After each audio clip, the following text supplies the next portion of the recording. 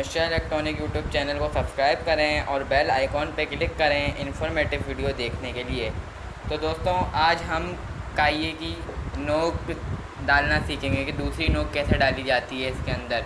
ये हम बाज़ार से नोक ख़रीद के लाए हैं। ये हमें कम से कम दामों में मिली है।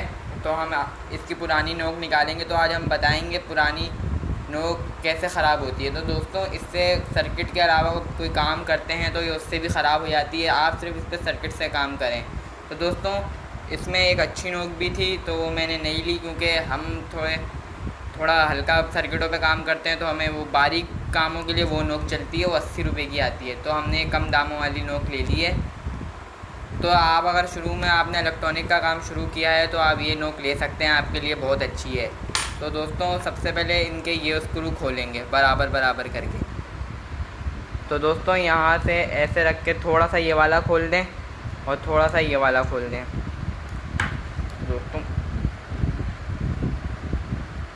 दोस्तों ये नोक आपकी, ये देखें, ये आपकी पुरानी नोक निकल आई।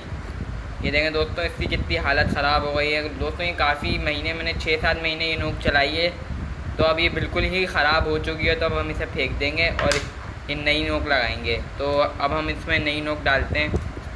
तो दोस्तों ये देखें ये वाली कितनी आसानी से जा रही है, और वो थोड़ी ख़राब हो गई थी तो वो इसलिए मसला कर रही थी। तो दोस्तों अब आपको इसको अपने हिसाब से सेट करनी है कि आप कितने उस पर काम कर सकते हैं, कितनी अंदर पे काम कर सकते हैं, कितने बाहर पे। तो हमारे लिए यही बहुत है।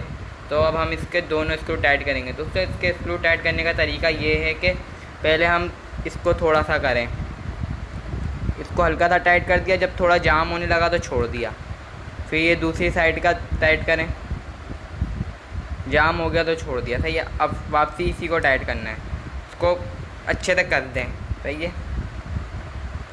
फिर ये दूसरी साइड का भी अच्छे से कर दें। तो दोस्तों ये देखें जैसा कि नोक हमारी बिल्कुल लग चुकी है, ये बिल्कुल सही तरीके से लग चुकी है। तो दोस्तों अब हमारा काइया सर्किट पे काम करने के लिए तैयार हो चुका है। अब हम इससे किसी भी सर्किट पे काम कर सकते हैं। इस पर आराम से सोल्डिंग वायर पिघलेगा। दोस्तों पुरानी नोक पर असल में गंदगी आने की वजह से सोल्डिंग वायर नहीं पिघलता, ना चिपकता है, तो इसकी वजह से हमें बहुत सी परेशानियाँ आती हैं। तो अब हमने नई नोक लगा ली है, तो अब हम इसी से काम करेंगे।